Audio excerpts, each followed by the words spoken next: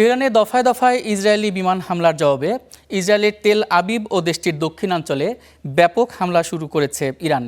এদিকে রাজধানী তেহরানে অবস্থিত দেশটির রাষ্ট্রীয় সম্প্রচার কেন্দ্র IRIB লক্ষ্য করে ব্যাপক বিমান হামলা চালিয়েছে ইসরায়েল। এদিকে কাতার, সংযুক্ত আরব আমিরাতের পর কুয়েতে মিসাইল ও ড্রোন ছুড়েছে ইরান। ইরানের অভ্যন্তরে যুক্তরাষ্ট্র ও ইসরায়েলের শুরু করা সামরিক অভিযানে এখন পর্যন্ত 6 জন মার্কিন সেনা নিহত হয়েছেন। অন্যদিকে আল জাজিরা বলছে ইরান ও লেবাননের মৃতের সংখ্যা 600 ছাড়িয়ে গেছে। এ নিয়ে আরও বিস্তারিত জানতে নিউজ রুম থেকে যুক্ত হচ্ছেন ইফাত খন্দকার, চলে যাচ্ছে তার কাছে। ইফাত, আমরা তো জানলাম যে দফায় দফায় তেহরানে যেমন হামলা চালানো হচ্ছে, আবার ইরানও হামলা চালাচ্ছে ইসরায়েলে। তো আসলে সবশেষ পরিস্থিতি কি?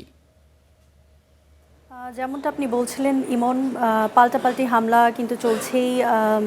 যেমনভাবে ইসরায়েল হামলা চালাচ্ছে তেমনভাবে ইরানও হামলা চালাচ্ছে। ব্যারেজের পর ব্যারেজ আসলে রকেট এবং ড্রোন দুপক্ষের দিকে ছুটছে। এবং এর মধ্যে আরও যে নতুন একটি তথ্য আপনাকে আমি জানাতে চাই, সেটি হচ্ছে আজকে কিন্তু এই 15 থেকে 16 মিনিটের মতো সময় আগে হিজবুল্লাহ আরেক দফায় ইসরায়েলের উত্তরাঞ্চলে হামলা চালিয়েছে এবং তার উত্তরে ইসরায়েলও লেবাননের দিকে একের পর এক শুধু ক্ষেপণাস্ত্র এবং ড্রোন ছুড়ে চলেছে। এবং গতকালকে আমি জানিয়েছিলাম যে ইসরায়েল লেবাননের 53টি গ্রাম থেকে আসলে বেসামরিক জনগণকে সরে যাওয়ার নির্দেশ দিয়েছে।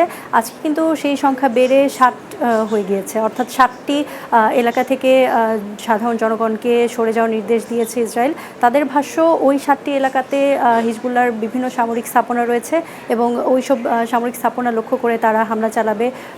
সেই লক্ষ্যেই আসলে তারা বেসামরিক নাগরিকদের সেখান থেকে সরে যাওয়ার নির্দেশ দিয়েছে। এবং একইভাবে মধ্যপ্রাচ্য জুড়ে বিভিন্ন দেশে আমেরিকার বা যুক্তরাষ্ট্রের যে সামরিক ঘাঁটি রয়েছে তাতে কিন্তু সকাল থেকেই ইরান হামলা চালাচ্ছিল এবং সামরিক ঘাঁটির পাশাপাশি মার্কিন দূতাবাসগুলো কিন্তু এখন ইরানের হামলার লক্ষ্য হচ্ছে। সবশেষ সৌদি আরবের মার্কিন দূতাবাসে হামলা চালিয়েছে ইরান কিছুক্ষণ আগে সকালে। আপনাকে আমি এই তথ্যটি জানাচ্ছিলাম। এই আছে আমার কাছে সবশেষ। আপনি যেমনটি বলছিলেন যে মধ্যপ্রাচ্যের অন্যান্য দেশেও ইরান পাল্টা হামলা চালাচ্ছে, যেমন আপনি সৌদি আরব বলি, সংযুক্ত আরব আমিরাত বলি, কুয়েত, কাতার, ইরান, আরও বিভিন্ন দেশে চালাচ্ছে।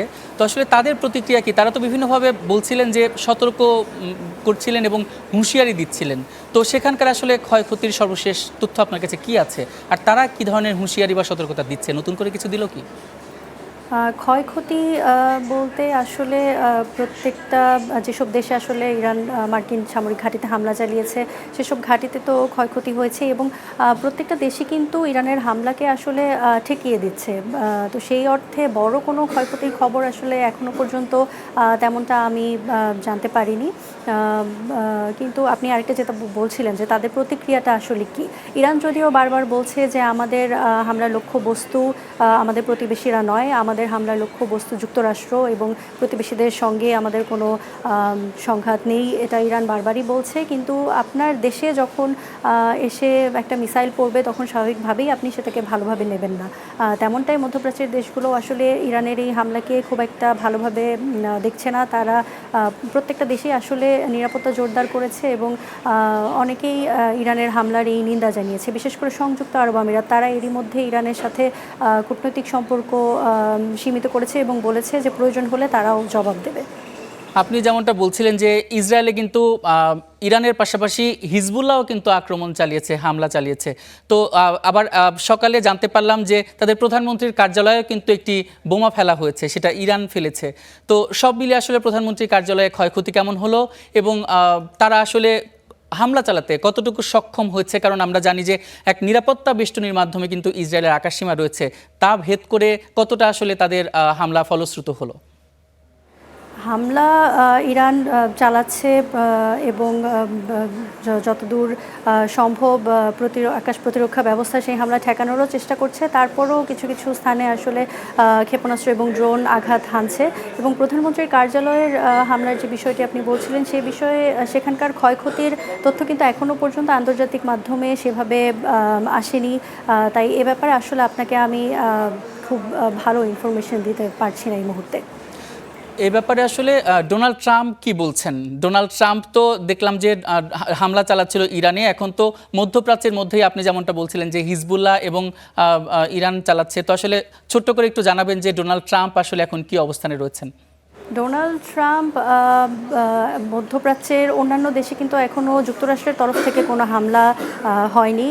লেবাননে যে হামলা চালানো হচ্ছে তা কিন্তু ইসরায়েলি চালাচ্ছে এবং ডোনাল্ড ট্রাম্প ইরানের হামলার বিষয়ে বলেছেন যে মূল হামলা এখনও শুরুই হয়নি। আগামী 24 ঘন্টার মধ্যে তিনি হুঁশিয়ারি দিয়েছেন যে সবচেয়ে বড় হামলাটা ইরান দেখতে যাচ্ছে এবং তারই প্রস্তুতি স্বরূপ তিনি মধ্যপ্রাচ্যের সব দেশ থেকে মার্কিন নাগরিকদের সরে যাওয়ার নির্দেশনা দিয়েছেন এবং যেহেতু এই হামলার জেরে মধ্যপ্রাচ্যের বিমান চলাচল প্রায় বন্ধই, প্রায় কি একেবারেই বন্ধই আসলে।